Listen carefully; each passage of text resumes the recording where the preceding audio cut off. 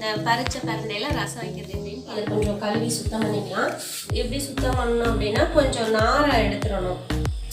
இந்த மாதிரி கூழ் மாதிரி அரைச்சி எடுத்துக்கலாம். புளி தண்ணி கரைச்சி எடுத்து வச்சாச்சு. தக்காளி, தேவையான அளவு உப்பு, 2 கொத்து கருவேப்பிலை, 1 ஸ்பூன் ரசப்பொடி. இதை நம்ம கைகளால் நல்லா கரைச்சி எடுக்கலாம். பிரண்டை மூலிகை அரைச்சி வச்சுருக்கோம், இதை அதில் சேர்த்திடலாம்.